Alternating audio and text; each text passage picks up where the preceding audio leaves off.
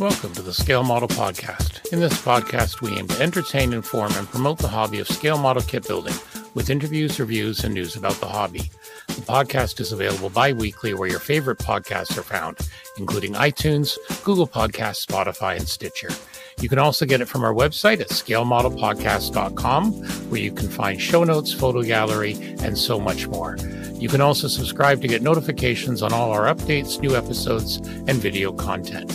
Please support the Scale Model Podcast on Patreon. Patreon supporters enjoy early access to content and exclusive contests. Your Patreon support helps us to offset hosting and other costs to bring the podcast to you.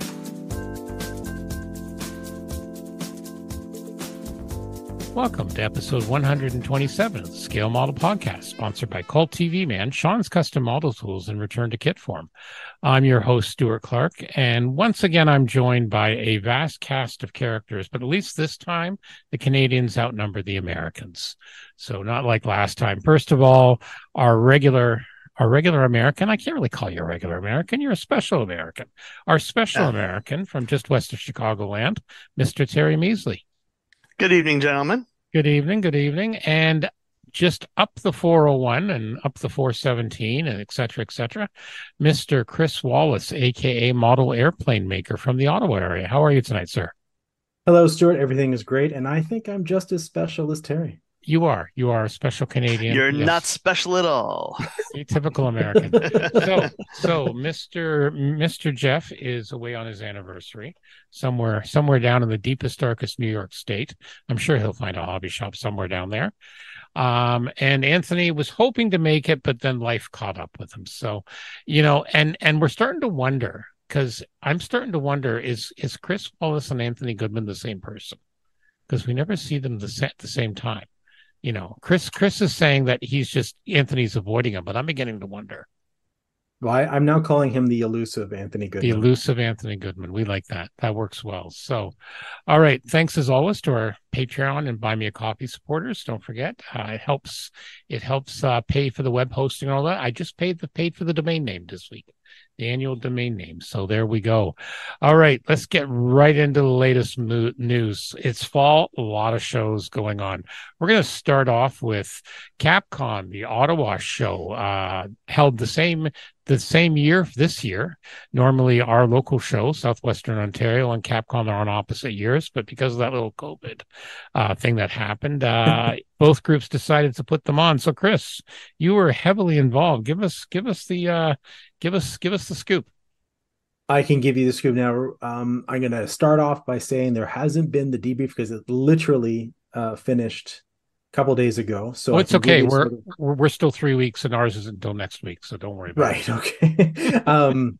But I can give you sort of the lowdown or some unofficial unofficial numbers. How about that? So it's the first local IPMS show that we had in 4 years due to that little problem that we had a few years ago. Yes. And it's held this time, or for the last 3 or 4 shows, at the Canadian War Museum, which in terms of a venue, it is quite unique. If you have never been, it is definitely worth the trip. It is not like your standard museum where just things are lined up. It's almost like an immersive experience to go to that museum and experience it. So it's kind of a neat place to have it.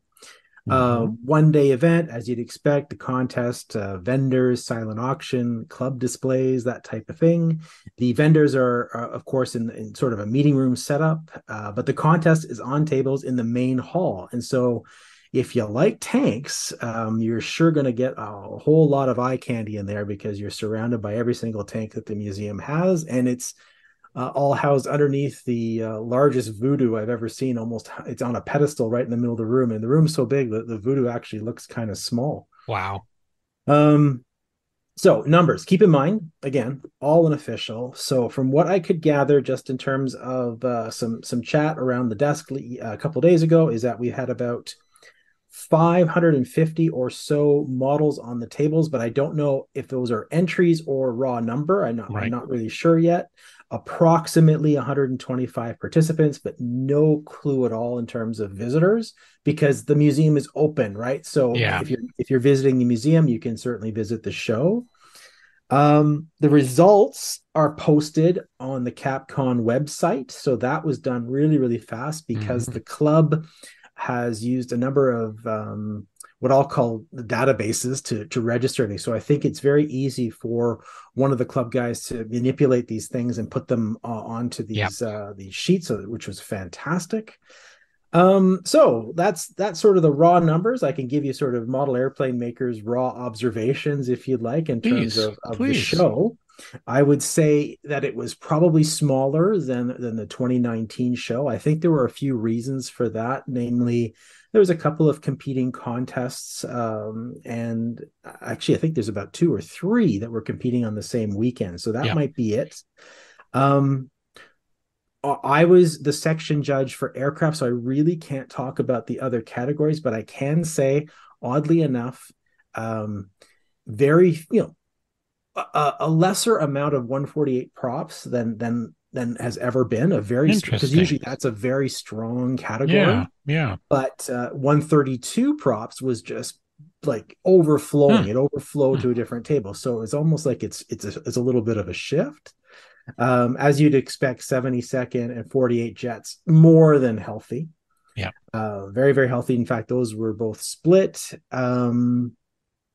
Only one junior entry. So we didn't have a whole lot of entries for juniors, including I think it was just one young girl. But very healthy newcomer category. So that's one thing I want to talk to you guys about in terms of they made some rule changes, or we made some rule changes, and I can tell you that these were agonized over months ago in terms of making some, modernizing it a little bit, rethinking some of the things, rejigging it. And one of them was to sort of get rid of this out of the box idea and switch it over to what we believe should be the whole focus, which is to bring newcomers into the hobby. So out of box was now called newcomer. Only newcomers could compete in it, but they could only do it by out of the box. So if a newcomer wanted to come and have all the bells and whistles on their model, you're more than welcome to compete in the regular categories. But if you came as a newcomer with an out of the box, you had to be in the out of the box. And it was extremely healthy, actually. Some really good models in there. Excellent. The other rule change was about 3D print materials. So this was something that we wanted to do to modernize something and to sort of nib a few things in the bud. So 3D print materials are considered like any other material. There's nothing special about it. If you wanted to compete and have them in, no problem. The only thing that we did was if you wanted to consider something to be scratch built and it was 3D printed, you actually had to do the design yourself. So you couldn't get someone else's design, print it, paint it, and everything. I like that. Makes sense. Makes a lot of sense. And that is about it, I can really tell you. So that's, and these again, I'm sure there's more that's going to trickle out as time goes on, but that's sort of like the second day reflection on the show. Well, I'm really pleased to hear you had a good show. It turned out well. We were kind of the same down here in London for a low number of juniors. I've still got to, because we kind of went all manual this year just because we didn't have enough people to really start going paperless with databases. So I still have to collate.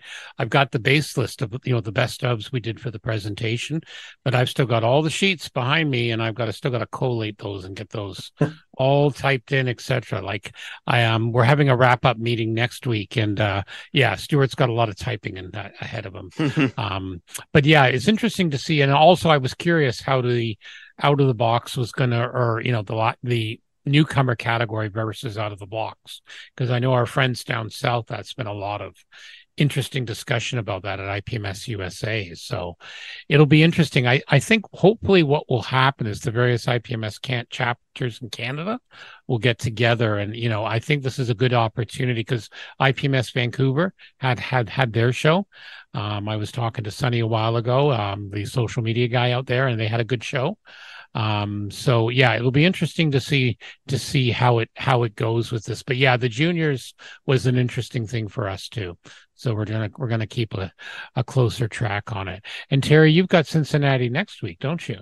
That's right. When this episode drops, I'll be in Cincinnati at the show. Right. That's right. So it'll be interesting to see what happens there. Yep. And go ahead, Terry. I was going to say on the same weekend, the Chicago MMSI show also occurs, and That's Neil will right. go to that. Neil will take pictures there, and I'll take pictures in Awesome. Cincinnati. So we'll build a couple galleries. See, lots of shows going on again. Also, we had Air CadCon closer to home here in the Kitchener-Waterloo area. That's put on by a local air cadet squadron. It's a nice little show. I was hoping to make it this year. Unfortunately, it occurs the same weekend as they call the Woolstock Wool Festival in Paris, Ontario. And many modelers, their wives are fiber people, so they have their own stashes. So my wife is always very nice. She helps out at the door at the Southwestern Ontario Model Expo. So I go and carry the bags for. I even had a T-shirt printed. I'm going to sell the hashtag Fiber Spouse, and it shows me towing the thing with the wheel with yarn being thrown with the words "I'm almost done, honey." So yeah, no, we had a good time there. But the original plan was just like last year. Now Jeff couldn't make it this year either because he was away. But the original plan was to, my wife was going to have a course in the afternoon. So she was going to do the shopping. And then I was going to haul the wheel in for her course for 4 hours. And then I would have time to zip up the road like 40 minutes to Kitchener-Waterloo and make the show, which I did last year. Unfortunately, her course got canceled. So we made the difficult decision. We won't do it this time because she had some other shopping she wanted to do. I did, however, go into Paris Junction Hobbies, which was an interesting thing. So Paris Junction's an old school hobby store in the town of Paris, a lot of railway. They've really gotten into RC a lot lately, but they've also, our club president Frank told me they expanded their paint line.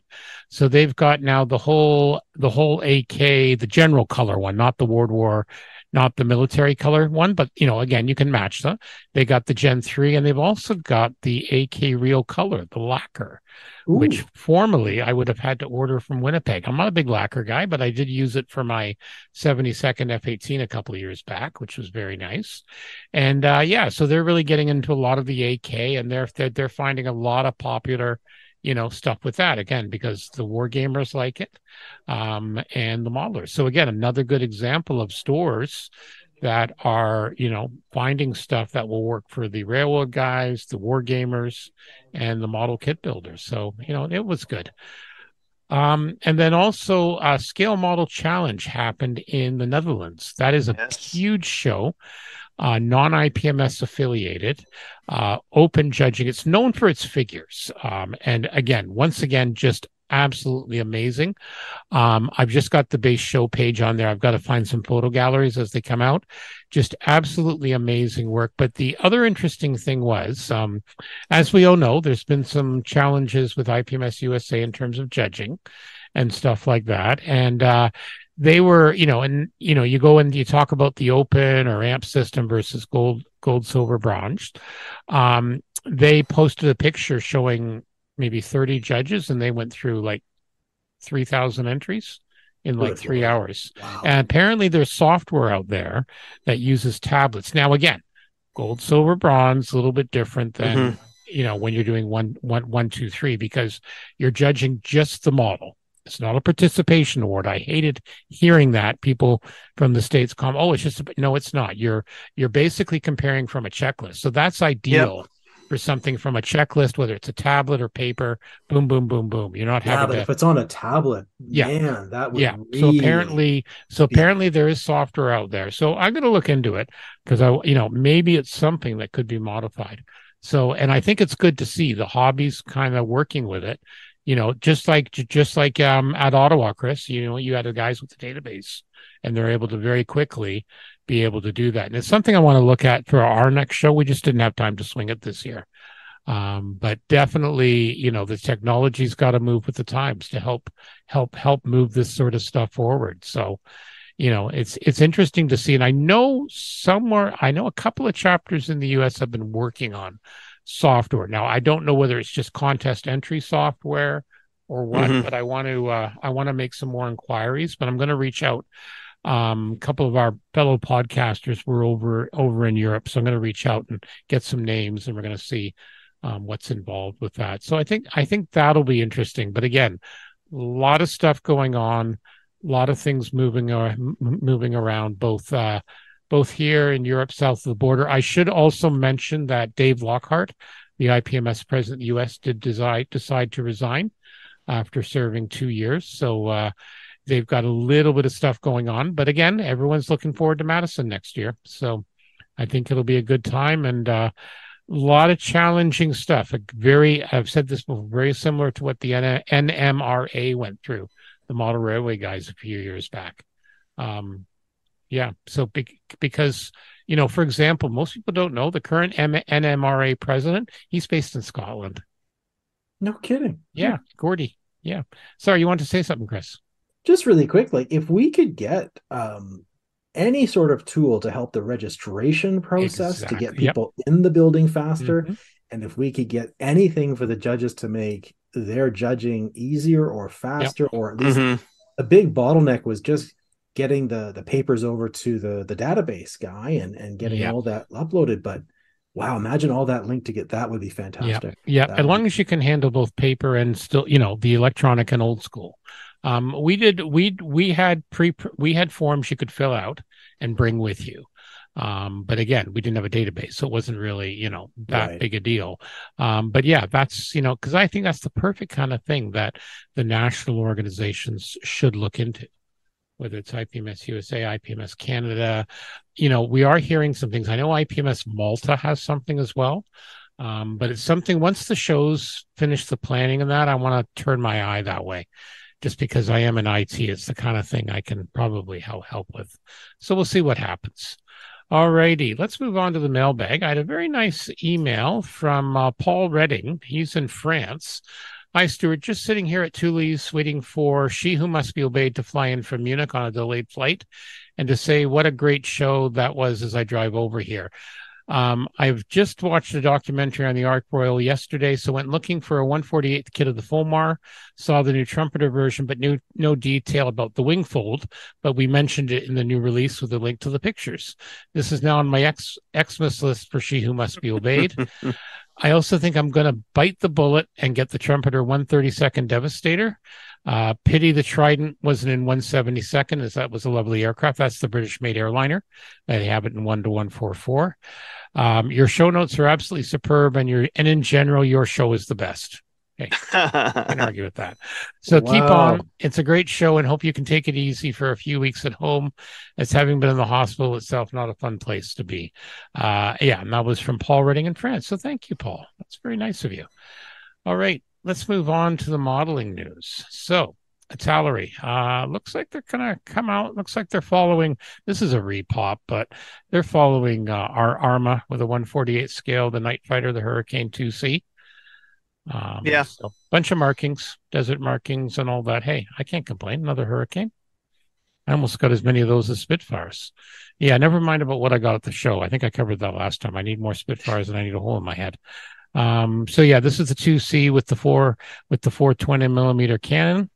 But again, a few different build options on it. The drop filter and the that's nice to have a couple. Yep. And what I don't know about Hurricanes could fill in several libraries, but one guy that knows a lot is Jim Bates. And I don't know if you guys have seen his video where he does a tour of a Canadian, like a flying Canadian Hurricane out in Alberta somewhere. Ooh, even as someone who's just has a passing interest, I found that to be really neat. So you should drop that in the notes for people to check out if they're interested. There are these little subtle differences that he points out, and it's just like, oh, I didn't know that. That's kind of neat. That's cool. No, well, the Arma is on the list, fairly high up the queue. I'm looking forward to building that. So that'll be fun to build. Who was it who just built one? Chris Meddings. Did he just build one? Someone over there, or Spencer maybe. Maybe it was Spencer. Yeah, it was Spencer. Just built the Arma one in the Night Fighter scheme, and it looks very, very nice. So yeah, I'm looking forward to building that. Of course, mine won't be anywhere as good as his, but that's all right. I'm going to enjoy it. What else does Italeri have? They got the repop of some more of their, what I call their gaming diorama series. So this is an old one. I remember having this when I was a kid, the St. Marie Iglesh diorama. But the difference now is you get a MDF laser cut church. Yes. So half tracks, some paratroopers, some other little bits and bobs. Always good for your diorama work. A lot of decals. So yeah, always good fun. The figures weren't bad. I still have a few of the figures somewhere. They even have the poor U.S. paratrooper hanging off the roof. Hanging off the steeple. Yeah. No, not the peak of the roof. Yeah. That's kind of cool. A little trench work. What else? We have a truck from MAN. Tallery is really big into building the big rigs over there. 124 scale, a lot of different license plates. I'm not a truck guy, so what I don't know about trucks could fill several encyclopedias. So that's nice. And then we have the Lancia Delta HF from 1989 rally. This is a very popular rally winner. It's won the San Remo 1989 rally, if I recall. And the previous very ones, nice. Yep, Yep. including Monte Carlo. But back when you can put booze and cigarettes on your advertising. Yep, that's a nice look. That's actually a nice looking, attractive car with that. A lot of components. What do we have here? Oh, composite material parts. So you can do your own seats, etc. That's interesting. Auto photo etch. Ton of photo etch, including the mesh grills. Interesting. Yeah. Whoever built it was good. Okay, yeah. that's from our friends at Tallery. Let's go back here. Oh yes, I just placed an order for these items at my local hobby shop today. If I can get it to open. Of course, now it's not going to open for me. No, that link wasn't opening. All right. So Mung's essentially releasing 3 items, 3 craft from the current Dune miniseries coming into season 2. So it's the Atreides and the Harkonnen ornithopter thing that looks like the little bug. And these are very small. Yeah, little damselflies, and the Spice Miner, which looks like the tracked vehicle from the Saturn V. But these things, they're going to be very small. They kind of remind me, the bases look like, the Bandai when you get the 1-144 Star Wars stuff. But they look really good. So I placed it. They're going to be under $20 each. So I placed an order for each of the ornithopters from Brofdale's today, because I liked what people were doing with 3D printing for them. Yes. Yeah, they look fantastic. I mean, yeah. Hopefully they are as good as an Italy kit. Mung, they usually do pretty well. So fingers crossed. And it's nice to see, again, we're seeing new stuff related to, new sci-fi franchises. So again, if they're producing them, they obviously think there is money to be made. Okay, moving on. Hey, look, another hurricane. So Arma's releasing the Sea Hurricane, the Mark II C in 1/72nd scale. The last Sea Hurricane I built was the very nice Airfix 1/48. So basically, you're getting the base Hurricane, and then they're adding some 3D printed specific parts for the Sea Hurricane side of things. 3 good schemes. Now, what was interesting about some of these, I don't know if it's any of these, but some of them were known as cam hurricanes, where they had them on catapults on merchant vessels, and it was a one-time use. So, if a plane came along, they'd launch this thing off the catapult. Hopefully the pilot would drive off the enemy bomber, and then he would ditch in the sea and hopefully be rescued by the merchant vessel. So that's how they use some of them. But these were used in various theaters. And the Sea Hurricane's a nice looking aircraft. I did I did one. I should do another one again. I really enjoyed that Airfix kit. I'm hoping Arma might do one in 48th. But you can see the parts they have added. So you've got the cannon, you've got the 3D printed, the arrestor hook for the carrier landings. Looks like some new exhausts. Yeah. That's the color coded bits or the extra or the revised parts. Yeah. Or the 3D printed ones. Yeah. What were you going to say, Chris? I was just thinking that whole mission flying off of a merchant thing and landing in the water or ditching in the water sounds so simple in theory, but I would not want to be involved in any of that as the pilot. Year round. It wasn't like they just did it in the high summer. Yeah. So might be a wee bit nippy. Just saying. All right, moving on. Now this is one I know. I will mention on that Sea Hurricane that is a nice trio of markings. Yeah, they have a U.S. one. They always do great markings. And the North Atlantic one. Yep. Yeah. Some very nice ones. Okay, this one I know Chris is excited about. because he mentioned it when I was asking him to come on. So Border Models, they've now got some sprue shots, CAD shots of the forthcoming A6M0 in 1/35th scale. So what do you like about this, Chris? Well, the whole idea of, so you have a picture on there, and there's dimpled rivets, and there are lap joins, which is something that is incredible. Even 1/35th scale, 1/32nd scale. I think Border did that with the Lancaster. That is fantastic. This is definitely on the buy list. I have to see this. This is something else, and it's I really gorgeous. hope it works its way down to 48th. Really, really cool. Well, we found with the technology, sometimes they try it in the bigger stuff, and and again, they are producing the carrier deck, so you could also do an Akagi, and just saying. But yeah, this does look gorgeous. Yeah, it's just one more scale of aircraft, but 35th scale makes a lot of sense. It does. A lot of diorama possibilities. Mm-hmm. And as I said, they are doing the carrier deck. So yeah, this looks absolutely gorgeous. As you say, yeah. Again, I don't know much about Zeros, but this looks gorgeous with the rivets and everything. And tell you what, when I get mine, I'll tell you all about it. Awesome. We look forward to seeing the review.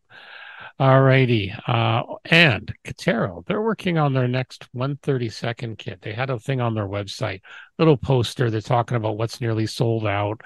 And then in the bottom left corner, it just says in development. Katero 1/32nd scale, model 32009, and in quotes, not a Spitfire, late 2024. Now, of course, since we have Chris here, I'm going to assume it's a Corsair. Well, as we were talking earlier, it has to be one of those 5 major ones. It has to be something like a Spitfire, a Mustang, a 109, a 190, a Corsair. It's got, this is what everyone does, right? They all have to have those big ones out there. So I'm betting it's something like that. You know what? I think it'd be neat to see a Corsair in like Royal New Zealand Air Force markings. Oh, that would be. Wouldn't that be? Because they look nice. They look great. I love the New Zealand markings on those or the Royal Navy Corsairs. They're going to have some stiff competition from the Tamiya one for sure. They're really going to have to up their game to compete with that. Well, but that would be fantastic. I think it would be cool to see, because like these guys, like Terry's got one of the Spitfires, and we managed to see it at Heritage Con, and it was absolutely gorgeous kit. So yeah, this will be interesting to see. And of course, everyone's guessing now. So, yeah. And then you know what? I like one guy. Give the guy credit. Fingers crossed for a bullfighter. Again, New Zealand. The Australians, New Zealand like them. Just saying, but I don't know. But yeah, a lot of guesses. Finally, a 1/32nd Blackbird. Someone decided to say a DH Hornet, although I know we're talking about that later. Special Hobbies has a very good one. I mean, why not just go for a Sunderland, for crying out loud?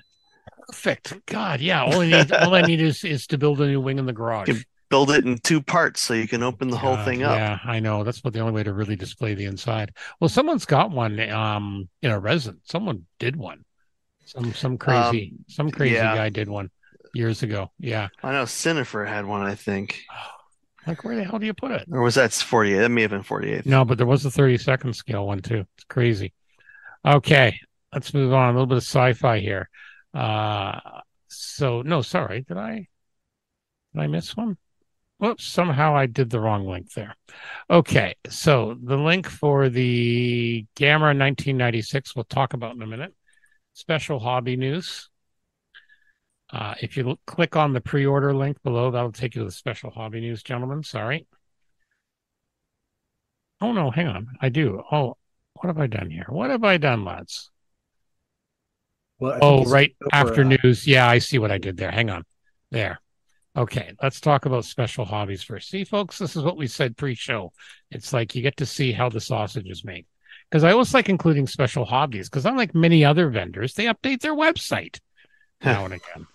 I went to look for Mung to get the stuff on the on the Dune stuff, and they haven't updated their site in years. It's terrible, the main website. Okay, so they do have talking about what's coming new. Some more stuff coming on the F-84F Thunderstreak. a 172nd P40M Warhawk involuntarily from Russia to Finland kit, charting a very engaging story about a captured and secretly used aircraft. And they're also going to do a high-tech kit of the Westland Whirlwind, but they're going to do the bomber version. So they've already got the fighter version. My local shop has one of those. And then they're also talking about some other new things. So yeah, bunch of box art on the Warhawk, and then the Westland Whirlwind. And then this is the F-84. I didn't realize that at some point when these were flying, they also had, those were flown by French bases, and during the 1956 Operation Musketeer, those flying from Israeli bases wore the IAF national markings. So that was something I didn't know about. So that's, the Thunderstreak's always a fast looking plane. It's got its popularity. 109, an Emile 4 in 72nd scale. And then, of course, lots of resin kits. Stuff for the Ventura. Oh, look, we can get a camel now. Two camels and 1/48. Those have been around for a while, unless they're different camels. These are different camels. Bactrian camels. Did we have other ones? These are Mongolian camels. They have 2 humps. Maybe the other ones only had 1. I'm just saying you gotta get your number of humps. Okay. Yeah. All right. See, I don't know camels either. 135th Vickers machine gun. So yeah, some of their stuff there. So that's always good to see. All right. Now we'll go on to the Japanese monster movie stuff. Gamera. Yes, that the friend of all children way back from when we used to run home and watch the monster movies. So there's a new Gamera series though, right? Yeah, I know there is. This is the 1996 one, and then I've seen, it looks like there's a newer one. But this one, our good friends at Cult TV Hobbyman, they're making it available for pre-order. This is from X Plus, no price yet. 2024. I just noted this and I thought this is so cool. That is so cool. You gotta like Gamera. Prototyping in process. So there's a bunch. I was doing some work, so I had to throw that one up. And I know when we do our ad for Cult TV, we'll mention a few other ones. So yeah, like I don't know, but like when I was a kid, the ABC affiliate in Detroit, they do the afternoon movie, and twice a year they do Monster Week. So we'd all run home and have to watch the Godzilla or the Gamera movies. I don't know, Chris. Chris, did you have any of the stations in New York State do that? If they did, I didn't get it. Key part of your childhood. I'm just saying. Classic Godzilla. May have been done by the time you got around, Chris. Yeah, I mean, this was the 70s. Yeah, it was fun because a lot was made in the 60s, and you'd have the guy in the giant rubber Godzilla suit, and they'd be like shooting live fireworks from the Tamiya tanks at him, and he'd be stomping through, and it was hilarious. Good fun. Good fun when you're a kid, and even more fun now with the hokiness of it. Well, see Gamera. Do you know of Gamera? Have you heard of Gamera? I have not. I'm sorry. Man. Okay, so Gamera is a giant turtle, monster turtle, radioactive egg and all that. Okay. And he's apparently said to be friend of all children. So, he always takes care of the kids. But his method of propulsion, because, if you're a turtle, even a giant turtle, you're kind of slow.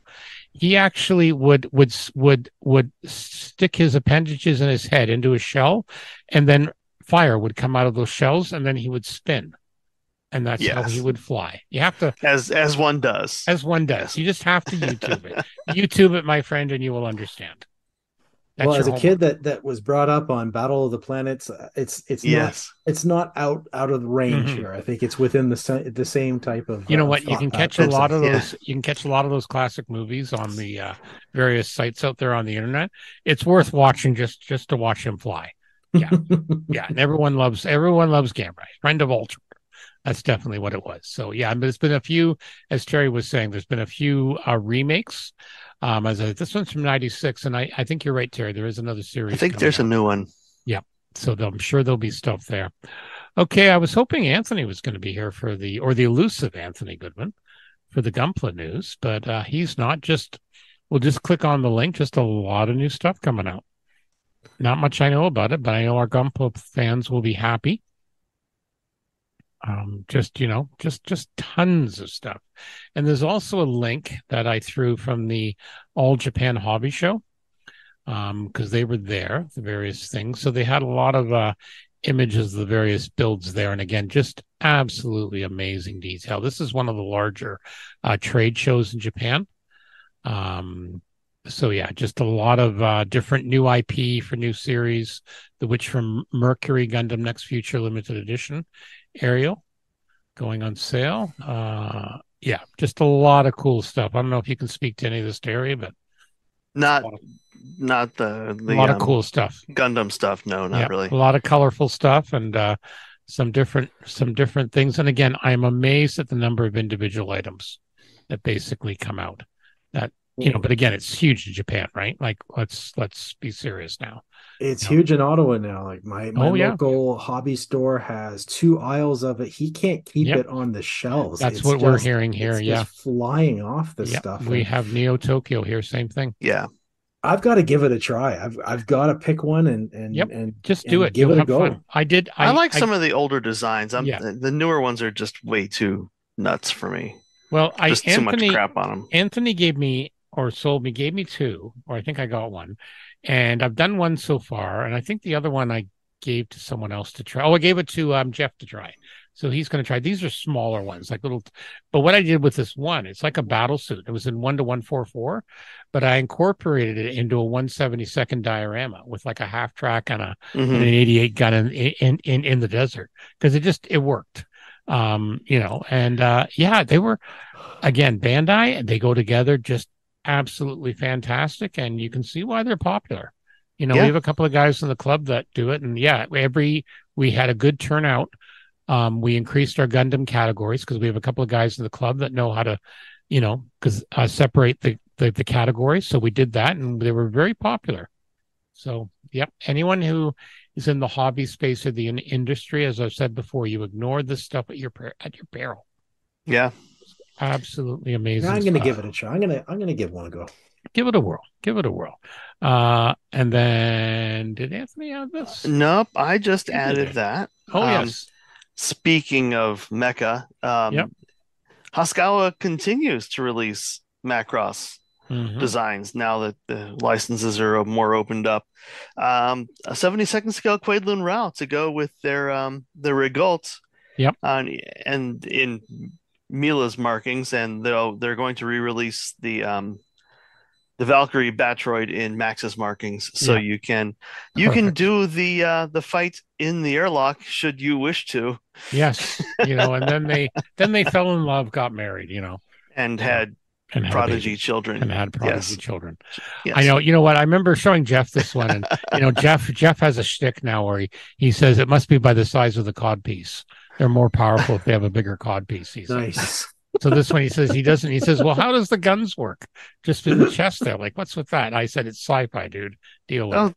There's guns on the arms too. I know, but he didn't notice that. He was looking at the 2 great big ones below the chest and making rude comments. So, yeah. Now this is a nice one too. Yeah, this is for a very, very pivotal part of the movies and the series. And again, I got 6 Valkyries I got to build thanks to Neo Tokyo, because we were finally able to get some Hasegawa Valkyrie releases in the country. So yeah, I got a few in the queue to build. So yeah, excellent. Good. Thanks for pointing that out. All right. So what's new at ScaleMate? So as we always do, we look at just full kits, new tool. And we are recording this today on the 16th of October. So a company called DTP has a bunch of 124 scale, various IMSA and rally cars.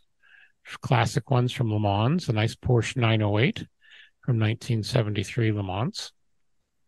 Oh, not rally cars. Not rally, sorry, 24 those hours.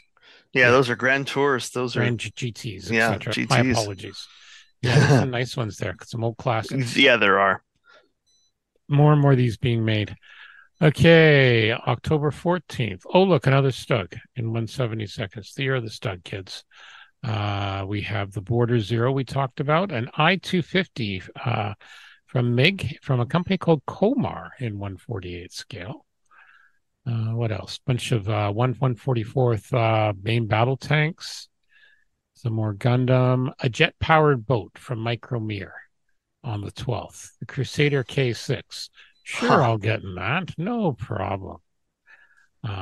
Soviet jet power boats. What can go wrong? What could possibly go wrong?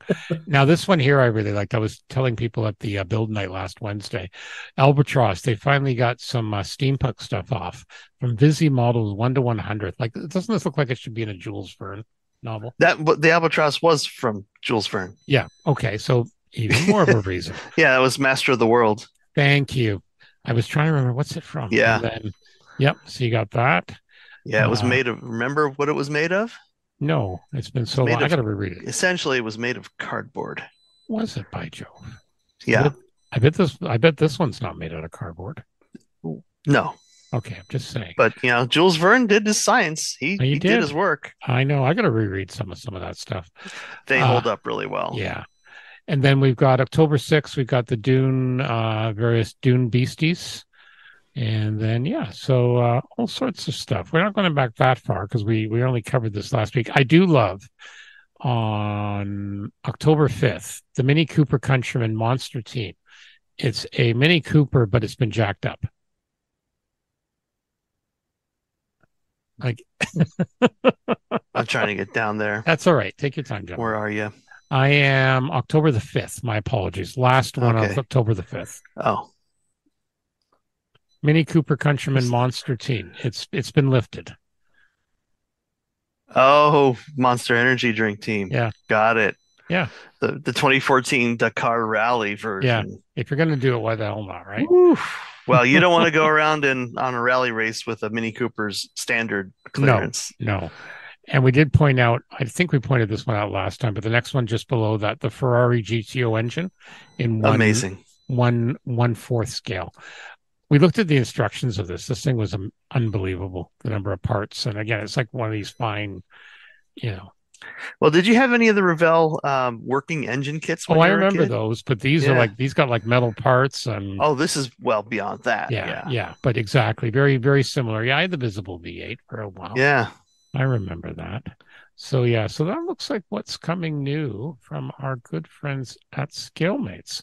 Okay, let's talk briefly about another good guy, and that's namely our friend Steve from Cult TV Man. So here we go. All right, let's see what's going on at our good friend Steve at Cult TV Man and culttvmanshop.com. Lots of updates, lots of news. First of all, Cult TV Man's going to be at the Monsterama in Atlanta, October 27th to the 29th. It's the 10th year, and it's going to be the biggest event ever. Guests include Caroline Munro from The Golden Voyage of Sinbad and Patrick Wayne from Sinbad and the Eye of the Tiger. Also, Nicholas Meyer will be there, and we know him from Star Trek II and Star Trek VI. They're going to have a good selection of their favorite monster kits, including the classic Aurora monsters from Atlantis and Doll and Hobby GA. They're also going to be bringing some of their new monster kits from Monarch and X Plus. And, of course, Trek kits. So that's at the Atlanta Hilton Northeast, 5993 Peachtree Industrial Boulevard in Peachtree Corners, Georgia. So make sure you check that out. Lots of other updates. Speaking of Sinbad, they have a reissue from Monarch Models, a reissue of Sinbad in a square box. This is a reissue from about 10 years ago. You can pre-order that. They're also hoping they're going to have the moon suit in 2023. It's being shipped from the factory, and lots of folks are looking forward to it. And also for mid-2024, Conga from Monarch Models. So there'll be a lot of stuff there. Also, what else is here? Lots of other new items they've added to the database. Granny's Hot Rod is now available from the Beverly Hillbillies. That's a George Barris design, 1/25th scale. 1/350th items from Lake Monster, including a 1/72nd runabout engine lighting parts, the refit officer's mess, refit B and C decks with the officer's lounge, etc. So lots of good stuff there. And also the Oberth Warp Chiller Grills, the Violet 1/350th. So make sure you check all those out and all the other amazing deals at culttvmanshop.com. And don't forget to tell them the Scale Model Podcast sent you. Okay, let's talk a little bit about what's on our benches. I'm still working on the Musaru Club, but Musaru Cup, but I'm taking a little break this week. I'm kind of plugging my way through the Hayabusa Musa C satellite. So this is the one that actually landed on a comet and came back.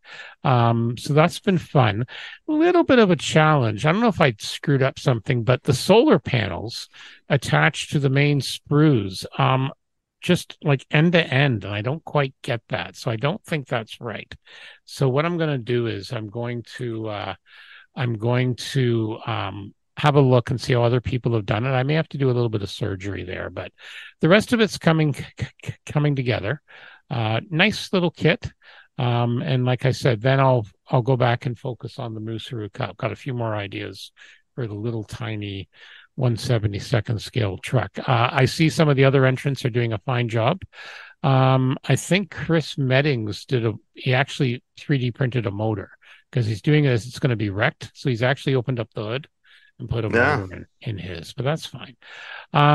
So yeah, those are the main two I'm working on. Again, still getting the workshop back into regular order now that since I had to move it all for the window repair.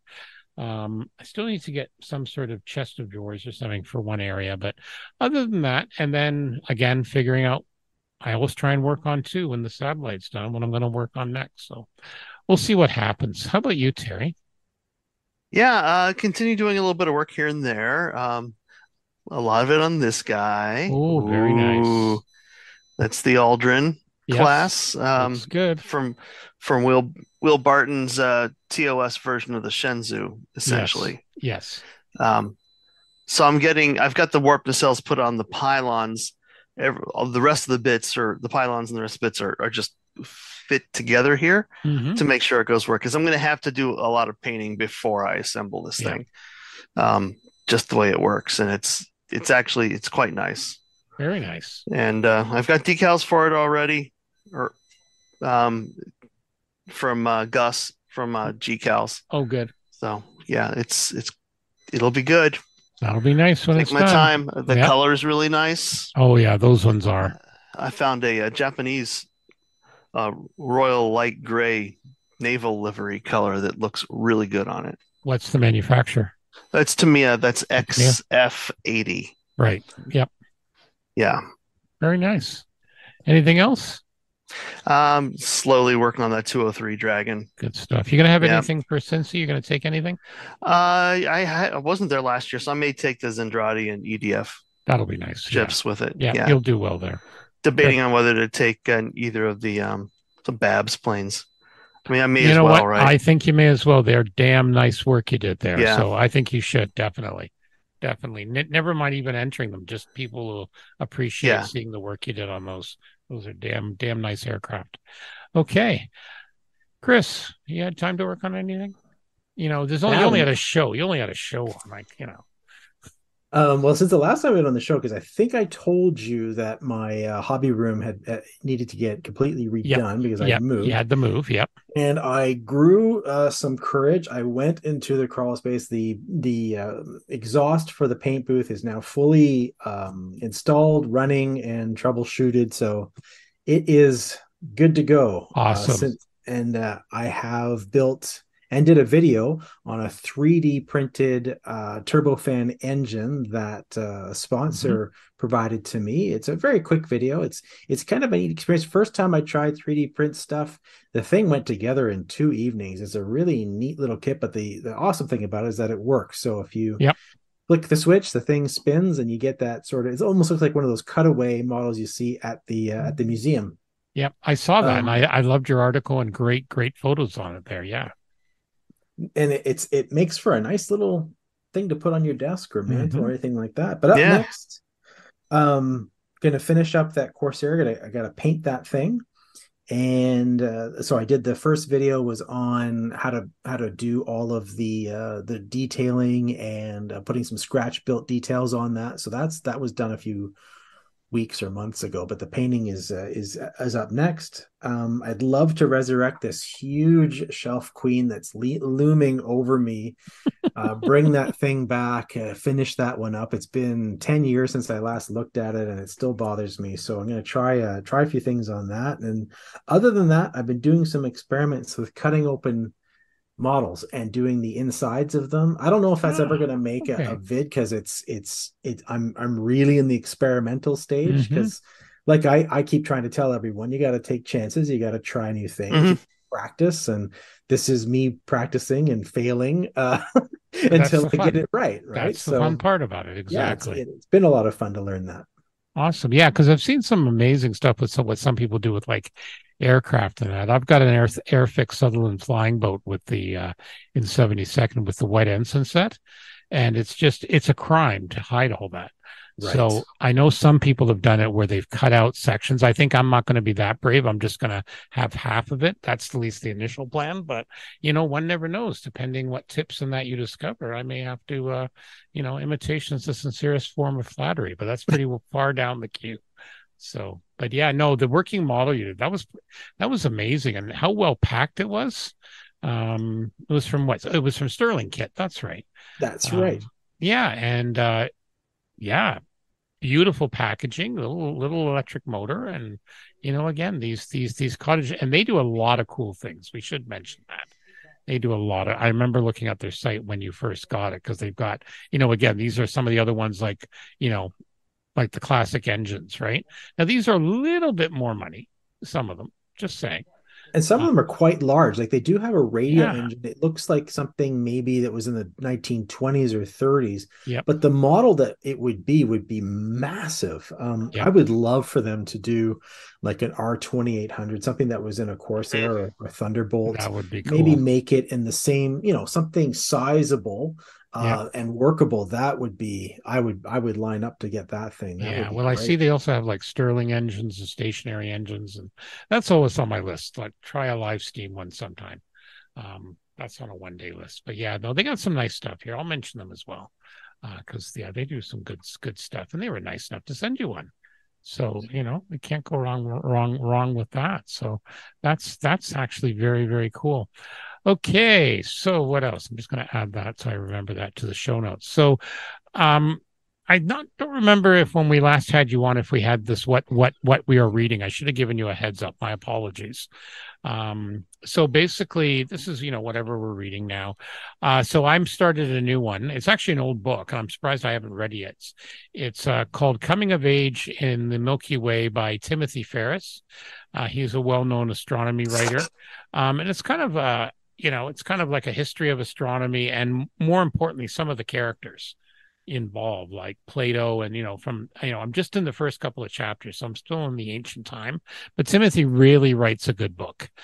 He did a show for PBS probably about 15 years ago, all about telescopes and how these days with technology, regular people can contribute just as much as the big Oh scientists. yeah. It's a great show. I've got it downloaded, and every so often I dig it out. It's another one of those hobbies that I wish I had time and money for.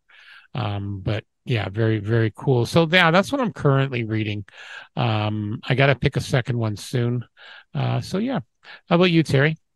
I'm reading a couple things. I mentioned I wanted to dig into a big nonfiction book, and I picked up Ed Yong's An Immense World, which is about the Umwelt, about how everything senses the world around it.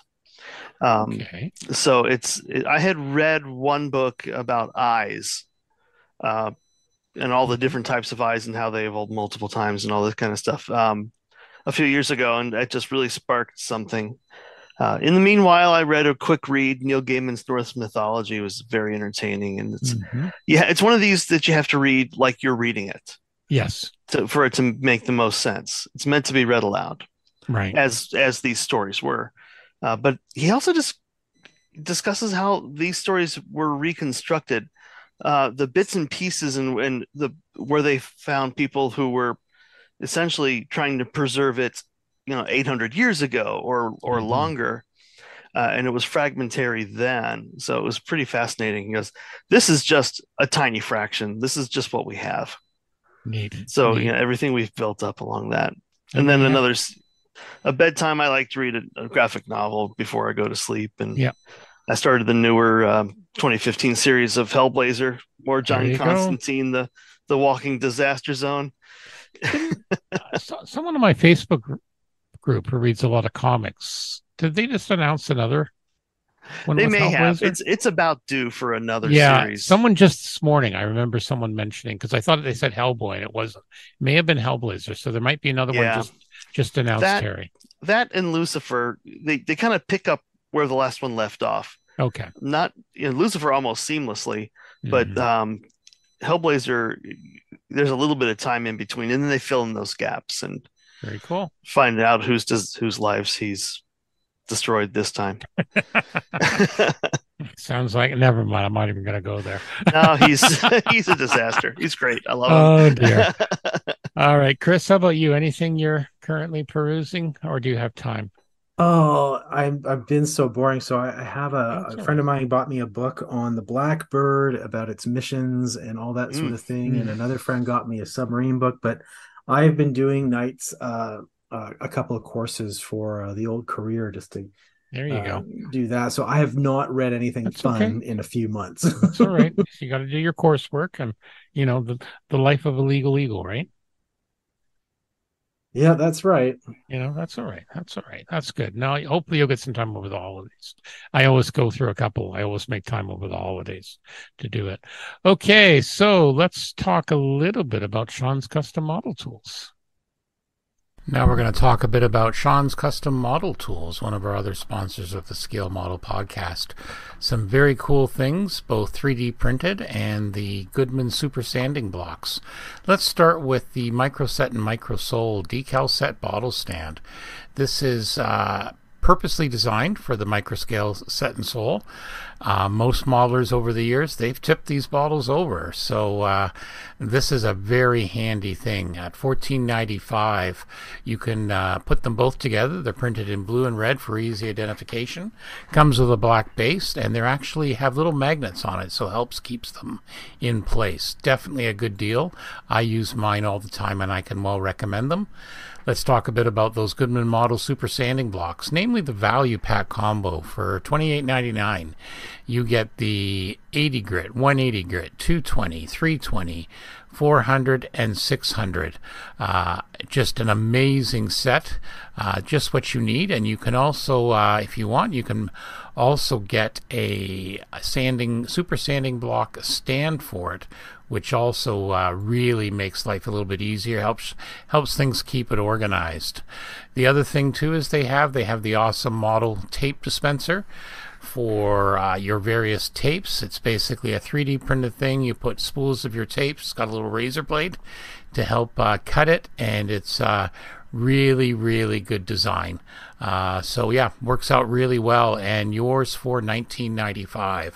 So check out these and other amazing deals at Sean'sCustomModelTools.com, and also on Facebook, and tell them that the Scale Model Podcast sent you. All right. Always good. And again, the elusive Anthony Goodman and myself, we've got a couple of reviews we need to do for some of his new products. So we are going to get those going soon. And he's also got some other stuff. He told me when he was at the London show, he's going to have some new announcements soon as well. So, all right. Things seen. Oh, did they officially say what this was now, Terry? Yes, it has been. Yes, it's a 35th scale pack V hovercraft from Gecko Models. That's going to be freaking huge. It's going to be nice. Put it next to your Pibber. Yeah. Yeah, nothing. Yeah, they were great but you ain't sneaking up on anybody in a hovercraft. No, I remember where I was born in England, they had the ferry service across the Isle of Wight, and then you also had the one to Calais from Dover. And yeah, these things were noisy as hell, and we went over once when I was a kid just for the ride, and bumpy as hell too. You wouldn't want to be drinking your hot cup of tea when this you're not outrunning one. No, but then the other one, 16th scale, the new scale for the new scale for armor is a Puma Scout car by Das Werk. More and more they're doing this. You know what it is, and I was just thinking to myself when Chris, you were saying there was more 132nd scale aircraft because we're all getting older. Our eyesight's getting crappy. Yep, big guys. Yeah. The big stuff for the old guys, right? Must be. That's nice too. I'm sure that'll get some armor. Yeah. Guys. Very nice. Very nice. It's a neat looking vehicle. Yeah, the Germans did quite well on these like 8-wheeled They were ahead of their time, and that Oh, won't be a monster, but it won't be bad. we saw that 35th scale weasel last Yes. year. Apparently, it has issues, but they're issues that sound like they'll be fixed by aftermarket. Well, Like they're always. the track is just a little too long, Oh, but not okay. long enough that you can just take one link out of it. We have a Kind of guy, thing. we have our guy in our club who does all the 3D printing, Ron. He's Yep. been working on a 35th scale Panther, and he finally found some files because he got like a new resin printer. I think it's like 12K or something. He talks in microns, Yeah. and he's printing the tracks, and he's Yep. found a good pattern that works with pins. And they're all independently linked and just Yep. crazy. All right, going from really big kits to really small. Blappy posted this, and he posted to his page, and I posted to the club site. This guy, this isn't the only one he's done. Oh, This is a 1/400 Cessna 172. Please note I said 1/400th. 172 is not the scale, it's the model of the aircraft. And he's also got a YouTube channel where he's got a ton more. He's out of Thailand. Just wow. And this is what he mostly builds at 1/400th. Builds airliners. Yeah. astonishing. Yeah. And look, like he's got a Bell 412 there, Diamond. He builds airliners. Yeah. Really small stuff. His eyesight must be just fantastic. Stu, you're burying the lead here. He has detailed the 4-cylinder engine of the Cessna 172. Yeah, I know. I'm still, my jaw's still on the floor when I saw this. Yeah, you have to look at this one in our show notes, guys. Just, yeah. If you scroll down, you see the pitot tube for the Boeing 747. Yeah, and it's on his site exactly. Yeah, like I said, that's why I included the link to the channel. We had to include that, like a catering truck in 1/400th. He describes it.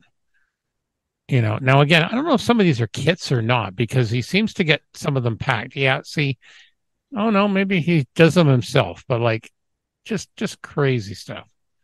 Again, must use an electron microscope. Stu, I lived in Thailand for a year. I'd love to go back. If you have some budget for me to go over there and interview this guy, I'll let you know. Happy. Okay, you'll be first on the list once the budget's approved. We do have to go by She Who Must Be Obeyed. Wow. Yeah, isn't that amazing? I had to include this one tonight because that just absolutely. He's got the workshop. He's got the workbench. Yeah, like you sneeze the wrong way.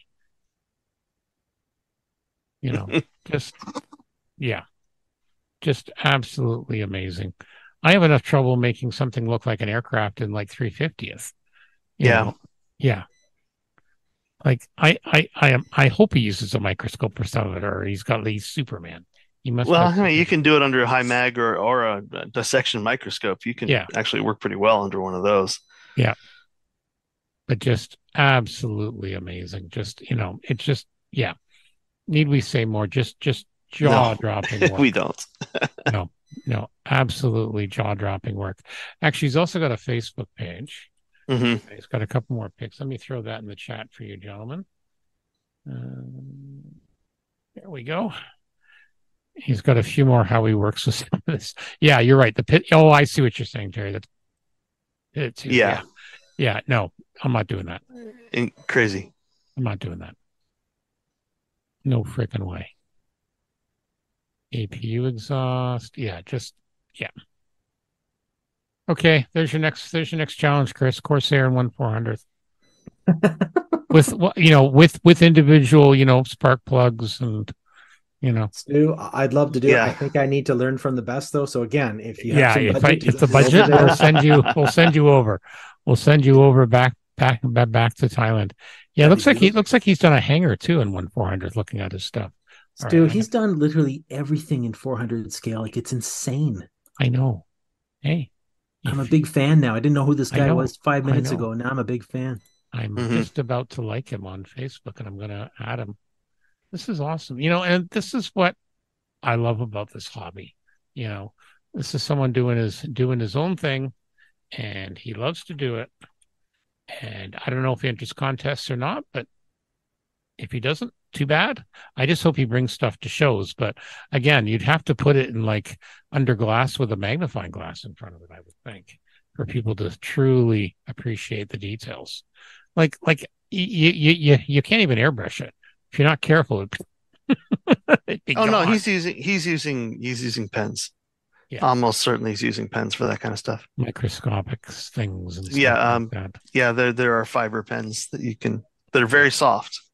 All right, good stuff. And then what I'll do is I'll find that video on Jim and his hurricane, and we'll make sure we throw that in. So, any other, Chris? What else? Anything else coming soon from Model Airplane Maker, or anything else? I want to get a couple things done before I hopefully I'm pretty sure I'm going to go to U.S. Nationals in Madison this year, and I want to bring something with me. So I'm hoping to get a PBJ Mitchell done for that. Nice. It's just figuring out how to get it down there. That's going to Yep. be the other challenge to Mhm. make sure. Because the last time I went was in 2018, and I brought a 72nd scale Nick with me. That was just big enough to fit inside of a foam lined box and bring it with me carry on, and I'm hoping okay. I can repeat that. Yeah, But you got a little bit have more to of a see. drive. Yeah, see, for us, it's pretty well within driving distance for Jeff and myself. I'm hoping to. I don't know yet. We'll see. We'll see how things are. But yeah, for you, it's essentially another 5 hours on top if you wanted to And drive. the issue with me is I have to get back because of people going away for other legal seminars that I need to get back to make sure there's kids looked priorities, after. Priorities. Terrible. But yeah, we'll see what happens. All right, Terry, anything else from you?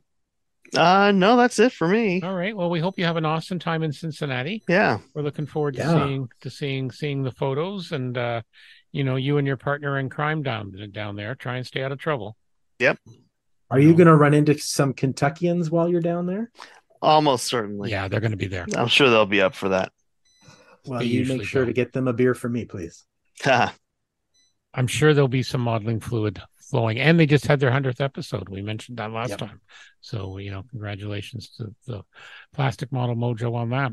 All right. So we're also sponsored by Brett and Chrissy at Return to Kitform. Check out their website at return2kitform.com. Anything to do with Macross, particularly Macross canopy masks, because I've got 6 of them now, so 6 of them are coming.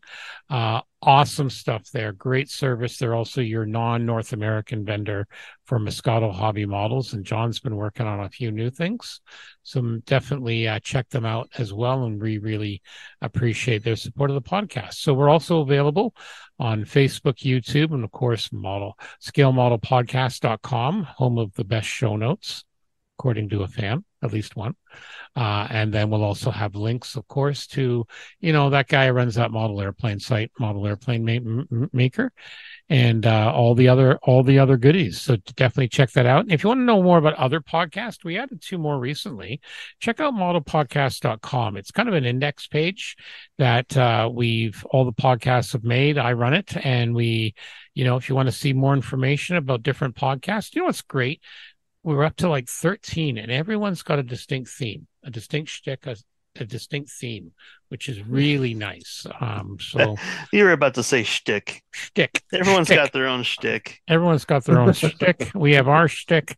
They have their shtick. But no, everyone's got a different theme, and it nicely works out well. So, if you've got one sort of interest, you may prefer this one or another sort. And, it works out really, really well. So we really appreciate it. All right. Well, Chris, as always, thank you for joining us. You're always welcome to, because, especially when I'm outnumbered by the Americans, like I was last week. Well, thanks for having me. Always a great time. Always. No, agreed. And looking forward to seeing some more work on the Corsair and all that other goodies. And Terry, looking forward to seeing how things go in Cincinnati. Yeah. So let's do our normal sign off. Chris, you'll be after me and before Terry for the Scale Model Podcast. My name is Stuart Clark. I'm Chris Wallace. I'm Terry Measley, reminding you to top off your modeling fluids. It's show season. There you go. See, this is our shtick, and he does it so well. Thank you, and be well.